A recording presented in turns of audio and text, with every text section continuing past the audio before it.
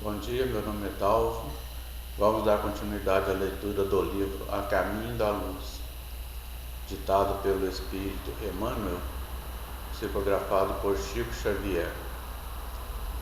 Hoje nós vamos falar do capítulo 22, A Revolução Francesa.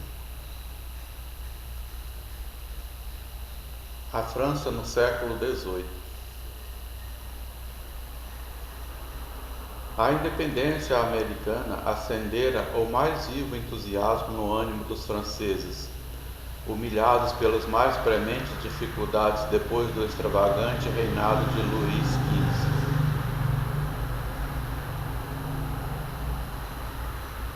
O luxo desenfreado e os abusos do clero e da nobreza, em proporções espantosas, haviam ambientado todas as ideias livres e nobres dos enciclopedistas e dos filósofos no coração torturado do povo.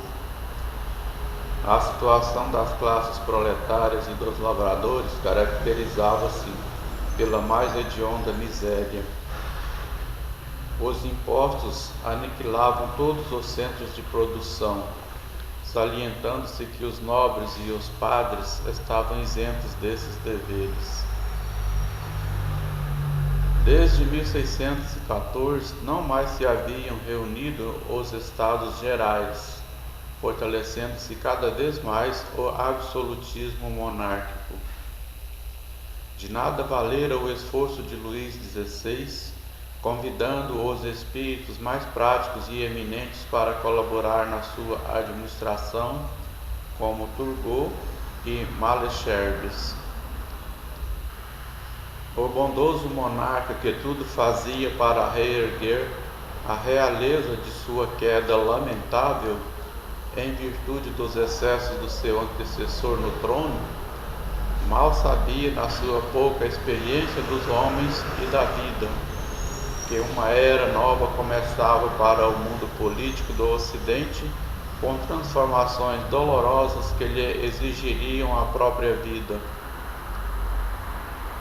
Reunidos em maio de 1789, os Estados Gerais em Paris, explodiram os maiores desentendimentos entre os seus membros, não obstante a boa vontade e a cooperação de Necker em nome do rei.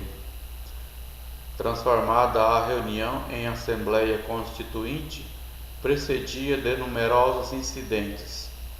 Inicia-se a Revolução instigada pela palavra de Mirabeau. Época de sombras. Derrubada a Bastila em 14 de julho de 1789 e após a célebre Declaração dos Direitos do Homem e do Cidadão, uma série de reformas se verifica em todos os departamentos da vida social e política da França. Aquelas renovações, todavia, preludiavam os mais dolorosos acontecimentos.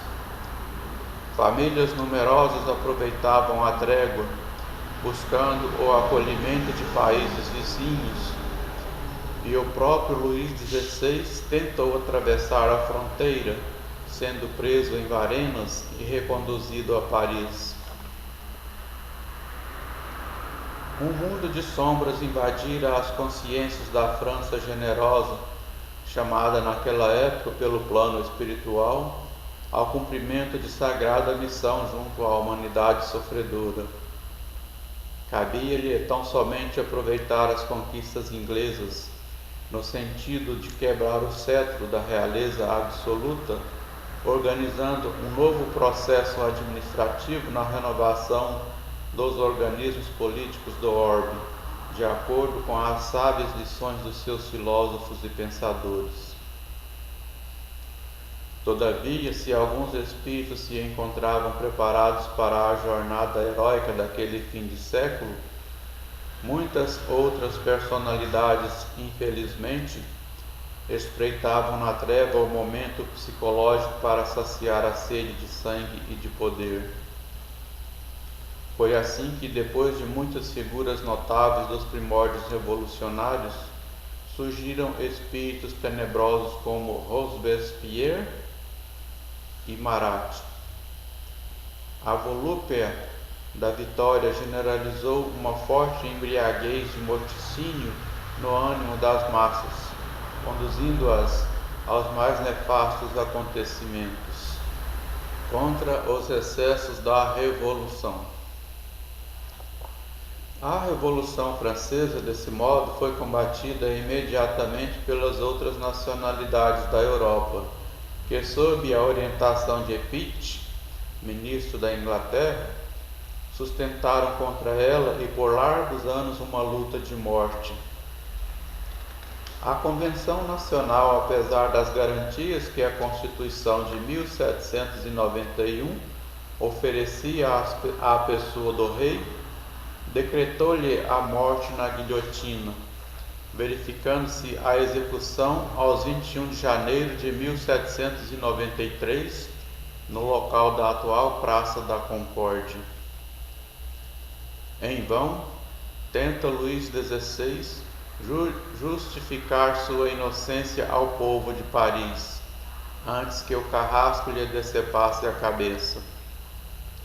As palavras mais sinceras afluem-lhe aos lábios, suplicando a atenção dos súditos, numa onda de lágrimas e de sentimentos que lhe burburinhavam no coração, não obstante a sua calma aparente. Renovam-se as ordens, os guardas do cadafalso rufam os tambores com estrépito, abafando as suas afirmativas. A França atraía para si as mais dolorosas provações coletivas nessa torrente de desatinos. Com a influência inglesa, organiza-se a primeira coligação europeia contra o nobre país. Mas não somente nos gabinetes administrativos da Europa se processavam providências reparadoras. Também no mundo espiritual reúnem-se os gênios da latinidade sob a bênção de Jesus, implorando a sua proteção e misericórdia para a grande nação transviada. Aquela que fora a corajosa e singela filha de Dom Remy volta ao ambiente da antiga pátria, à frente de grandes exércitos de espíritos consoladores, confortando as almas aflitas e aclarando novos caminhos. Numerosas caravanas de seres flagelados, fora do cárcere material, são por ela conduzidos às plagas da América, para as reencarnações regeneradoras de paz e de liberdade. O período do terror. A lei das compensações é uma das maiores e mais vivas realidades do universo. Sob as suas disposições sábias e justas, a cidade de Paris teria de ser ainda por muito tempo o teatro de trágicos acontecimentos. Foi assim que se instalou o hediondo Tribunal Revolucionário e a chamada Junta de Salvação Pública, com os mais sinistros espetáculos do patíbulo. A consciência da França viu-se envolvida em trevas espessas. A tirania de Robespierre ordenou a matança de numerosos companheiros e de muitos homens honestos e dignos. Erradamente, Carlota Corday entregou-se ao crime da residência de Marat, com o propósito de restituir a liberdade ao povo de sua terra e expiando o seu ato extremo com a própria vida. Ocasiões houve em que subiram ao cadafalso mais de 20 pessoas por dia, mas Robespierre e seus sequazes não tardaram muito a subir igualmente os degraus do patíbulo em face da reação das massas anônimas e sofredoras. A Constituição. Depois de grandes lutas com o predomínio das sombras, conseguem os gênios da França inspirar aos seus homens públicos a Constituição de 1795. Os poderes legislativos ficavam entregues ao Conselho dos 500 e o Conselho dos Anciães, ficando o poder executivo confiado a um diretório composto de 5 membros. Estabelece-se dessa forma uma trégua de paz, aproveitada na reconstrução de obras notáveis do pensamento. Os centros militares lutavam contra os propósitos de invasão de outras potências europeias, cujos tronos se sentiam ameaçados na sua estabilidade em face do advento das novas ideias do liberalismo, e os políticos se entregavam a uma vasta operosidade de edificação, vingando nesse esforço as mais nobres realizações. Contudo, a França, depois dos seus desvarios de liberdade, estava ameaçada de invasão e desmembramento. Povos existem, porém, que se fazem credores da assistência do alto, no cumprimento de suas elevadas obrigações, junto de outras coletividades do planeta. Assim, com atribuições de missionário, foi Napoleão Bonaparte, filho de obscura família corsa, chamado às culminâncias do poder. Napoleão Bonaparte. O humilde soldado de corso, destinado a uma grande tarefa na organização social do século XIX, não soube compreender as finalidades da sua grandiosa missão. Bastaram as vitórias de Arcole e de Rivoli, com a paz de Compofórmio em 1797, para que a vaidade e a ambição lhe ensombrassem o pensamento. A expedição ao Egito, muito antes de Waterloo, assinalava para o mundo espiritual a pouca eficácia do seu esforço, considerado o espírito de orgulho e de imperialismo que predominou nas suas energias transformadoras. Assediado pelo sonho de domínio absoluto, Napoleão foi uma espécie de Maomé transviado da França do liberalismo. Assim como o profeta do Islã pouco se aproximara do Evangelho, que a sua ação deveria validar, também as atividades de Napoleão pouco se aproximaram das ideias generosas que haviam conduzido o povo francês à Revolução. Sua história está igualmente cheia de traços brilhantes e escuros, demonstrando que a sua personalidade de general manteve-se oscilante entre as forças do mal e do bem. Com as suas vitórias garantia a integridade do solo francês, mas espalhava a miséria e a ruína no seio de outros povos. No cumprimento da sua tarefa, organizava-se o Código Civil, estabelecendo as mais belas fórmulas do direito, mas difundiam-se a pilhagem e o insulto à sagrada emancipação de outros, com o movimento dos seus exércitos na absorção e anexação de vários povos.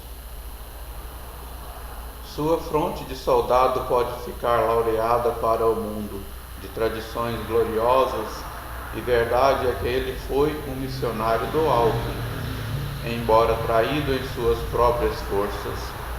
Mas, no além, seu coração sentiu melhor a amplitude das suas obras, considerando providencial a pouca piedade da Inglaterra, que o exilou em Santa Helena, após o seu pedido de amparo e proteção. Santa Helena representou para o seu espírito o prólogo das mais dolorosas e mais tristes meditações à vida do infinito. Allan Kardec. A ação de Bonaparte, invadindo as searas alheias com o seu movimento de transformação e conquistas, fugindo à finalidade de missionário da reorganização do povo francês, compeliu o mundo espiritual a tomar enérgicas providências contra o seu despotismo e vaidade orgulhosa. Aproximavam-se os tempos em que Jesus deveria enviar ao mundo o Consolador, de acordo com as suas auspiciosas promessas. Apelos ardentes são dirigidos ao Divino Mestre pelos gênios tutelares dos povos terrestres. Assembleias numerosas se reúnem e confraternizam nos espaços, nas esferas mais próximas da Terra. Um dos mais lúcidos discípulos do Cristo baixa ao planeta, compenetrado de sua missão consoladora, e 2 meses antes de Napoleão Bonaparte sagrar-se imperador, obrigando o Papa Pio VII a coroá-lo na igreja de Notre-Dame em Paris, nascia Allan Kardec, aos 3 de outubro de 1804, com a sagrada missão de abrir caminho ao Espiritismo, a grande voz do Consolador prometido ao mundo pela misericórdia de Jesus Cristo.